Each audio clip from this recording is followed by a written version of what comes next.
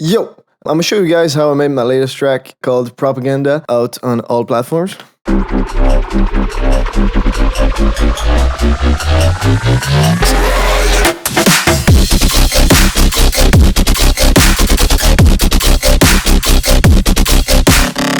So first things first, I'm not gonna deep and dive too much on the drums or the subs, or maybe I will, but not in this video. I'm gonna focus on the bass sound design. So I pretty much always do the same kind of thing. I start with one main layer and then add higher frequencies, or I just fill the frequency spectrum. I pretty much always do 3 layers for my main basses. On this one, here's how the main one sounds. Here I have a higher layer one, and I fill the frequency spectrum a little bit with this one. I'm gonna start by removing every effects I have on it. Alright, so the first wavetable on this one is this C2. Pretty basic. LFO's movement is only on the level. This is the one I automate the most. I did a second one always on a half note to give it this kind of up and down movement. Right now, it's only playing with the position. If I bypass, so you only have the note giving it this movement, but with it on, I kind of accentuate the effect with the second one. I have the LFO applied on the phase distortion going to the B oscillator with the level all the way down. And I also applied it on the sing. I'm going to bypass it first. So right now you only have the phase distortion movement, and it's barely notice. It's just at 6%, so it's really not that much. If I apply the sync,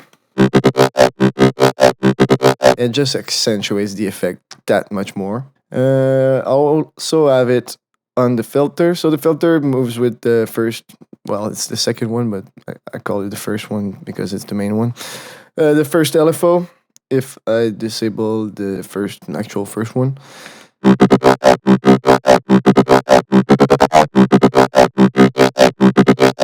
So yeah, this LFO does a lot of work to give it that kind of up and down movement.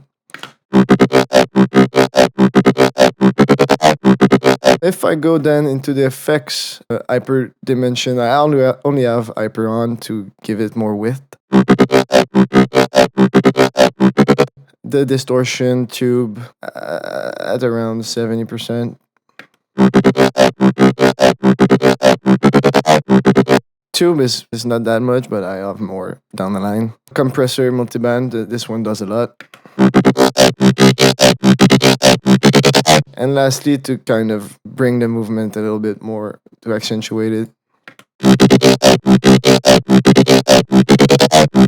could have applied also this one. Could have been nice, I don't know.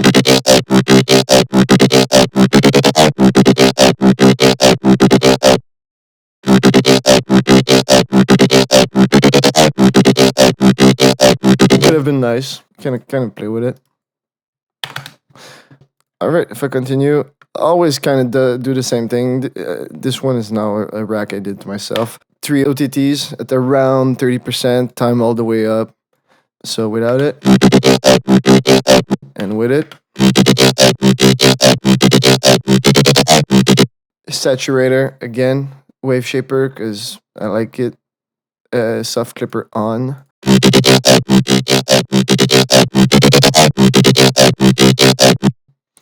Then a little bit of EQ to give it more oomph in the low end.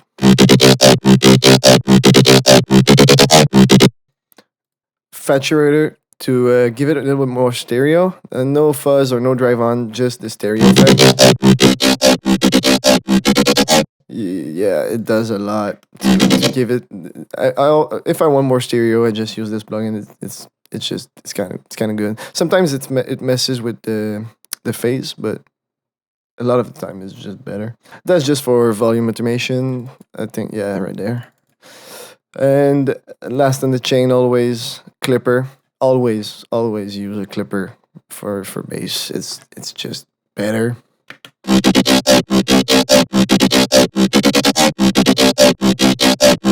So yeah, that's the main one. For the higher frequency one, here's how it is again. And if I remove the effects, if I remember correctly, it's just the same thing from the main bass, but this one, the LFO, is really fucking fast. Also, the first LFO on this one, the half note one, is a little bit different.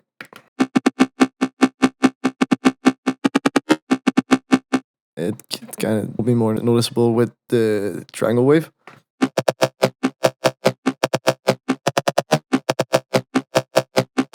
I didn't tell on the first one, but random is pretty much always at 0 for these kind of basses. If not, it misses. It kind of changes from time to time. So yeah, better to have it at 0. For this one, what do I have on the filter? Same kind of thinking from the first one. So I always cut the lows, and I kind of do the same movement on the highs.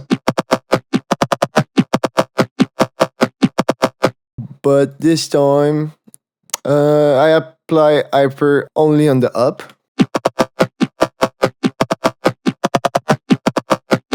So it gets a little bit wide when the higher frequency is there. I also applied more distortion. Same thing, multi-band compressor. And I applied the filter, a comp filter at the end of the serum patch. I could have up the drive a little bit, but I kind of do it on the rest of the chain. So yeah, that's the main patch. If I bring back the OTTs, always the 3 OTTs pretty much at 30%. Well, I have it right there. 30% out at 10 dB on every OTT. Saturator, I got the drive at -6. It works.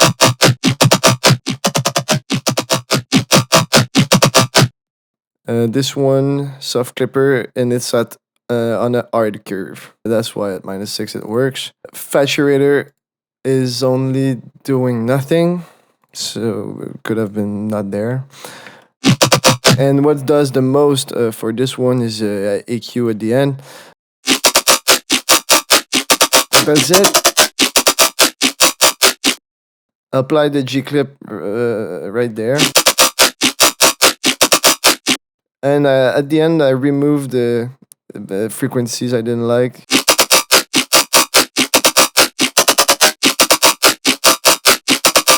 So yeah, there it is for the second one. And lastly, the one that does, it's kind of there, but you don't hear it. It just, I don't know, it helps.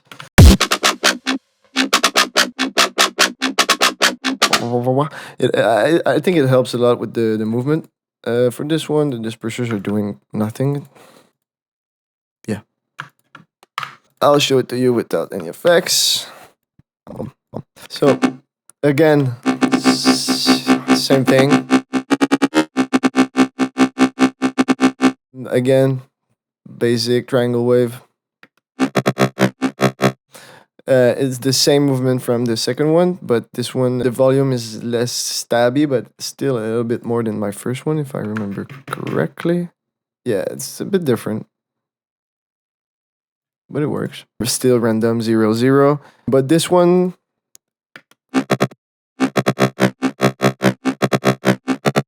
so this movement, it comes from this LFO once again. I always have an LFO doing the kind of movement from up to down to up. It helps.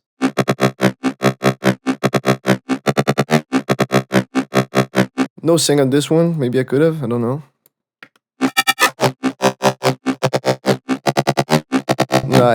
No. Yeah, that's why we get this kind of sound. It's because it's not there. So yeah, with the filter, this time kind of same thing, but we're at first removing the high frequencies and getting it with this LFO.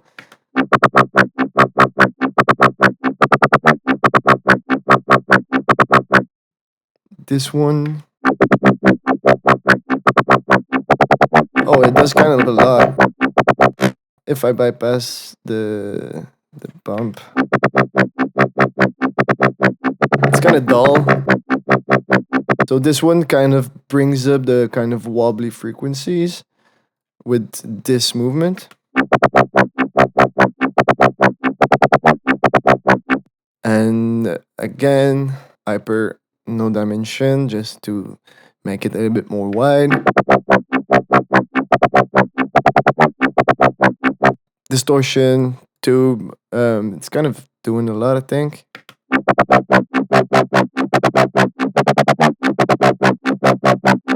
Multi-bend once again. And yeah, it's pretty much the same thing from the second patch I showed you. And we're gonna bring it back up with the OTTs. And the saturator.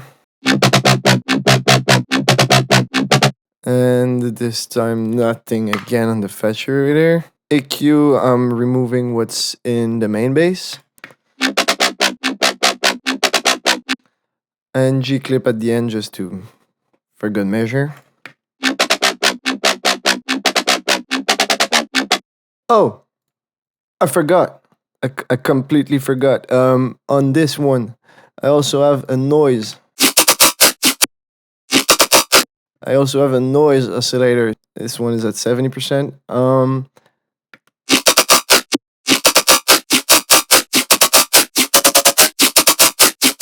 So you can hear it just adds a lot of sprinkle on top. And everything, all of these are going into a group where I have a glue compressor and another G clip. So everything all together sounds.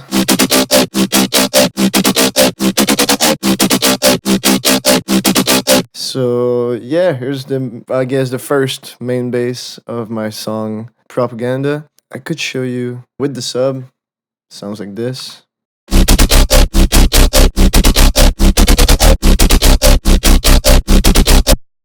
I could also show you this little bass here at the end of the phrase. This one, I'll remove the effects.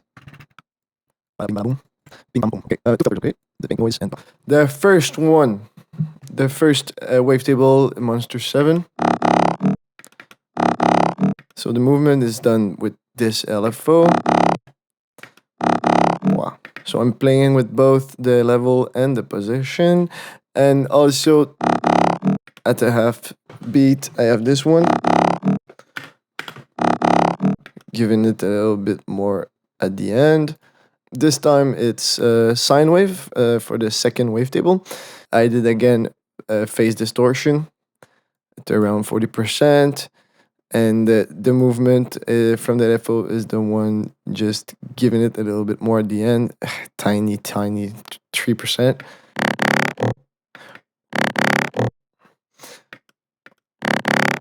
Again, random 0, 0. The filters, no, pink noise. Barely anything, 7%. Filter, I've got this one here, which opens up at the end. And I've got this one with the first LFO, giving it a little bit more movement. For the effects, only distortion this time at a hard clip. And a compressor multi-band once again. We're getting there. So I have an EQ here, just a low cut. Again with the 3 OTTs. Just brings up the highs and everything just becomes crispy. So I have the saturator here, which does a lot. mix all the way to the pretty much all the way, drive pretty much all the way, stereo pretty much all the way. So without it and with it, yeah. So it's just a nice effects right before I bring back the main basses. An EQ doing a lot.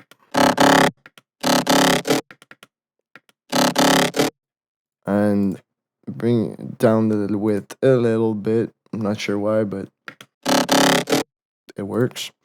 And a G clip at the end, which pushes the sound a lot. So yeah, in the mix.